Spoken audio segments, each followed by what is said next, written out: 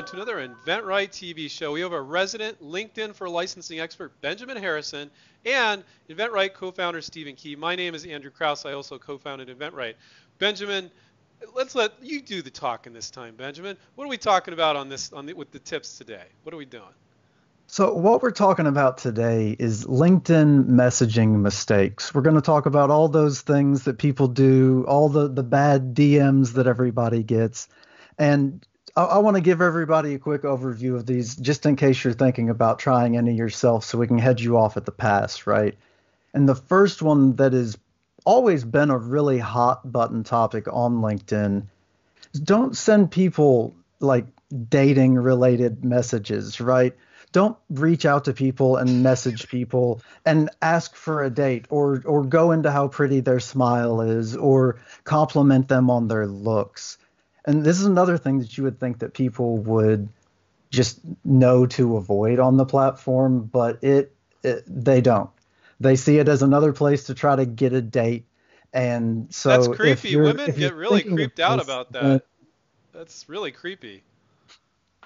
yeah, and it happens all the time too. You would be surprised how many people actually post LinkedIn direct messages that they get later on to other websites. They have websites dedicated to creepy LinkedIn DMs, but it happens a lot more often than you would think. Absolutely. All right. And another thing that we've talked about before is another like huge LinkedIn DM mistake is the long direct message, right? It's the direct message that has a bunch of links in it, and it's so long that you can tell that no one typed this message out for you. It's obvious, just even based on the length of it, that it's a copy and paste, spray and pray marketing campaign, right? So tons of people try to use LinkedIn Direct Messenger this way, and it just always comes across as spam. If it's 3 paragraphs and it's all these links, I know you didn't specifically type it out for me. And if I get a message that I can tell wasn't typed out just for me, it's obvious that it's No, spam, right? no, Benjamin, I like the ones where they're asking me if I need maybe some type of business or service, but they don't know who I am and they haven't done their homework.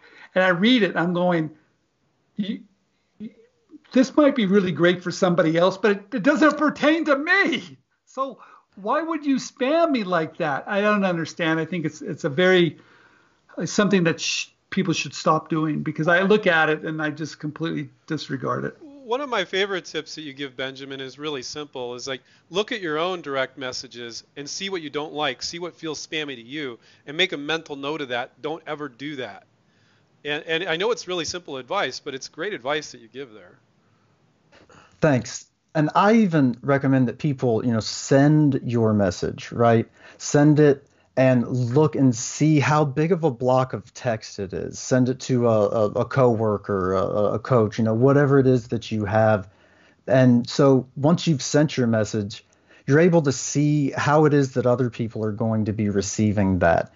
And if it looks more like an email and less like a text message, you're off to the wrong start, right?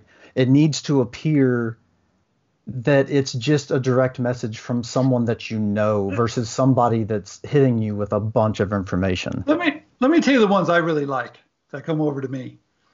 They'll say, hey, Stephen, and they've done a little bit of homework. They might say, hey, I've read your book, I read this article, and I know right away, and they might drop a line, I read this article about this. So right away, I know that they've done some homework.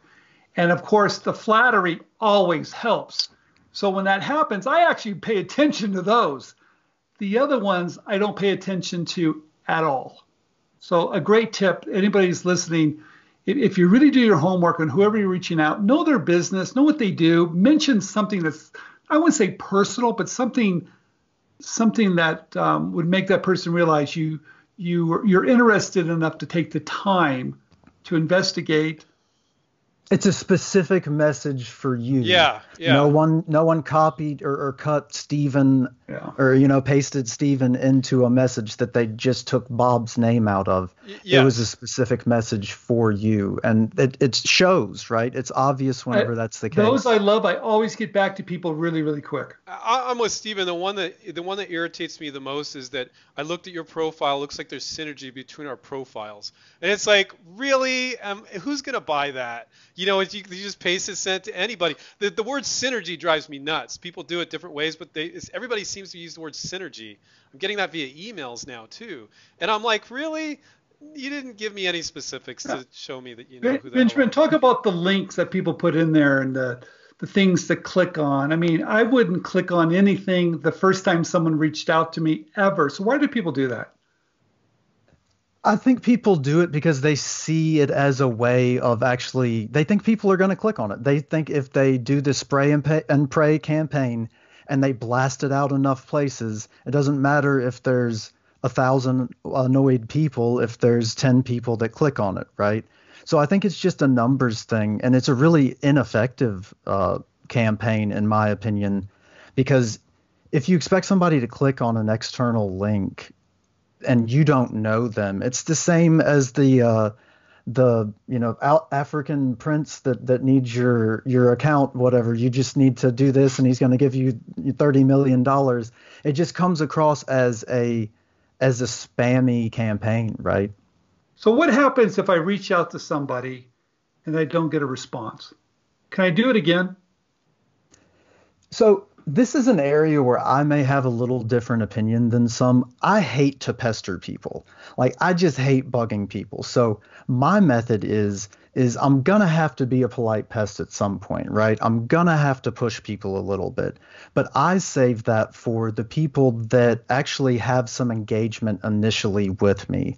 I'm not someone that's going to send out 4 or 5 messages to someone in a row if they haven't said anything to me, because it's at that point, if they do say something to you, you've not really got off on the right foot with them, right? Yeah, well, what if I stretch it out, Benjamin? What if I do it every 48 hours? Come on, give me a stretch it out to 48 hours. Well, you guys got to realize that some people, they'll only check their LinkedIn profile once a week or once every 2 weeks, but they might be a great marketing manager that you're trying to get into at the company you're trying to license to. So then they check it 2 weeks later, and you've sent 6 messages, and they're like, this is a crazy person. I'm not going to respond to that. One-sided conversations are definitely a mistake on direct messaging people on LinkedIn. It just doesn't look good. It looks like when you've got 30 text messages from somebody and you haven't responded to them.